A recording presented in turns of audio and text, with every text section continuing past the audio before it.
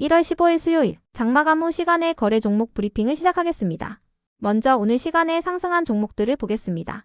전체적으로는 유리기판 관련주들의 시간의 상승세가 두드러졌는데요.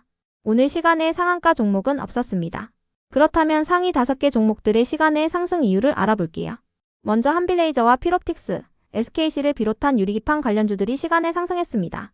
장마감 후 최근 SKC와 삼성전기, LG이노텍 등이 유리기판 사업에 출사표를 던진 가운데 올해부터 본격적으로 유리기판 사업의 윤곽이 드러나면서 유리기판 시장에서의 경쟁이 치열해질 것으로 예상된다는 소식이 전해졌기 때문인데요.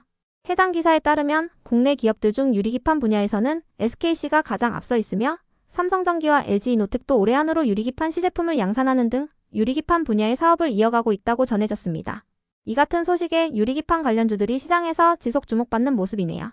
이 중에서도 한빌레이저는 레이저 장비 제조업체로 국내에서 유일하게 유리기판 스크라이빙 기술과 커팅 기술 특허를 보유 중이라고 알려져 있는데요. 이 같은 사실이 지속 부각되며 시간의 상한가에 가까운 가격까지 상승했지만 호가를 하나 남겨두고 마감했습니다. 다음으로 드림시큐리티가 양자암호 관련주로 지속 부각되며 정규장에 이어 시간의 장에서도 상승세를 이어갔습니다. 최근 젠슨항 엔비디아 CEO가 양자 컴퓨터의 상용화까지는 20년 이상이 걸릴 것이라고 발언하면서 양자암호 관련주들이 급락세를 보인 바 있는데요. 엔비디아는 최근 양자 컴퓨터 전문 인력을 구한다는 채용 공고를 올려두는 등 해당 발언과는 반대인 행동을 보이고 있다고 전해졌어요. 이 같은 소식에 어젯밤 미국 양자 컴퓨팅 기업들이 강하게 반등하면서 오늘 국내 양자암호 관련주들도 강세를 보인 바 있습니다. 장마감 후 미국 프리마켓에서도 미국의 양자 컴퓨팅 기업들은 상승세를 이어가고 있는데요. 이 같은 분위기 속에서 드림시큐리티를 비롯한 일부 양자암호 관련주들이 시간의 상승세를 이어간 것으로 추정됩니다. 다만 드림시큐리티를 제외한 대부분의 양자암호 기업들은 시간의 하락세를 보이는 등 등락률이 엇갈리는 모습이 나왔으니 참고해주세요. 오늘 드림시큐리티는 국내에서 유일한 양자 컴퓨팅 기업이라고 알려진 SDT와 양자 보안기술 공동개발에 대해 협력 중이라는 특징주가 붙어주었습니다. 한편 TBC가 시간에 상승할 만한 호재나 공시는 파악되지 않았는데요. TBC가 속한 방송 섹터의 기업들은 시간의 하락세를 보였습니다. TBC는 대구 지역과 경상북도 전체를 아우르는 방송 권역을 확보하고 있는데요. 사회이사인 배병희 씨가 과거 홍준표 대구시장의 공천위원으로 활동했다고 알려지면서 홍준표 관련주로도 묶이고 있으니 참고해주세요. 이어서 S바이오메딕스가 정규장에 이어 시간의 장에서도 상승세를 이어갔습니다. S바이오메딕스는 13일부터 3일간 샌프란시스코에서 열리는 JP모건 헬스케어에 초청되어 참석한다고 밝히면서 최근 상승세를 보였던 종목인데요. 이번 행사에서 파킨슨병 세포치료제인 TED-A9의 글로벌 상용화를 위한 다양한 협업을 논의한다는 계획을 밝힌 바 있습니다. 이와 관련하여 이번 행사에서 새로운 가능성을 확인했으며 임상 1상에서 3상으로 퀀텀 점프가 가능한 사례가 나왔다는 후속 기사가 전해졌는데요. 해당 소식이 지속 호재로 작용되며 S바이오메딕스가 시간의 상승세를 이어간 것으로 보이네요. 다음으로 시간의 상승 종목 중 거래대금 상위 종목들을 살펴보겠습니다.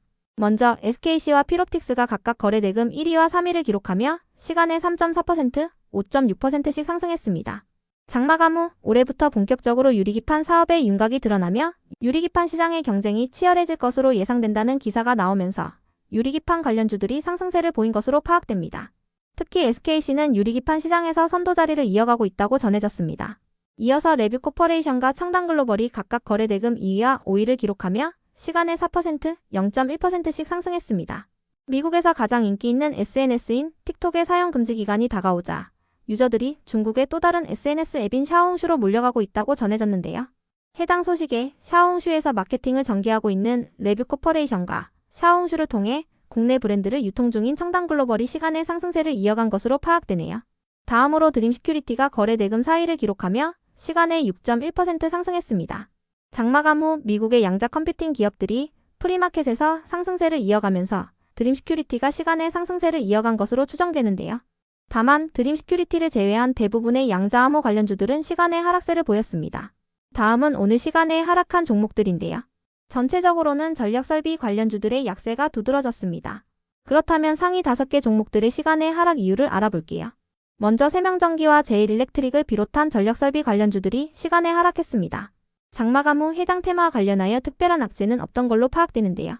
장마감 후 시장 수급이 유리기판 관련주들에게로 이동하면서 전력설비와 양자암호, 그리고 오늘 상승세를 보였던 정치인 관련주들에게 일부 차익 실현 매물이 나온 것으로 추정됩니다.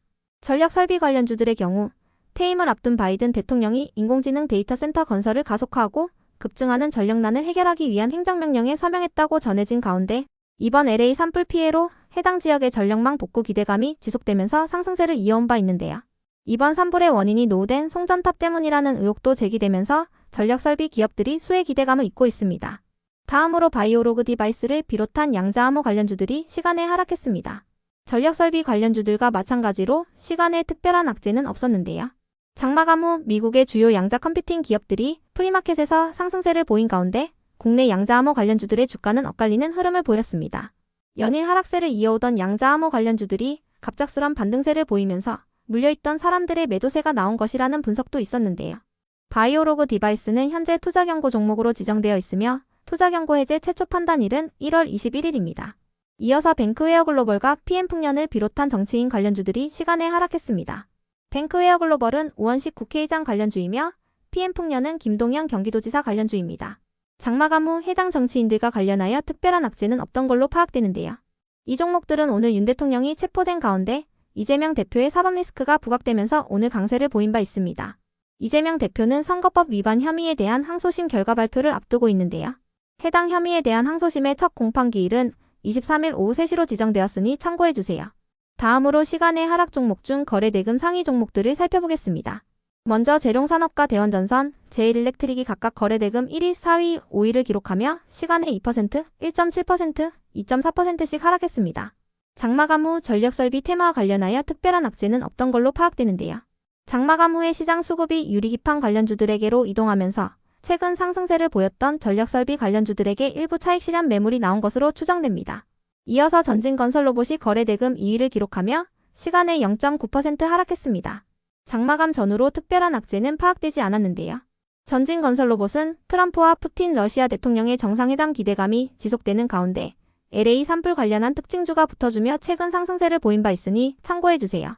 전진건설로봇은 재건 관련주로 묶이고 있습니다.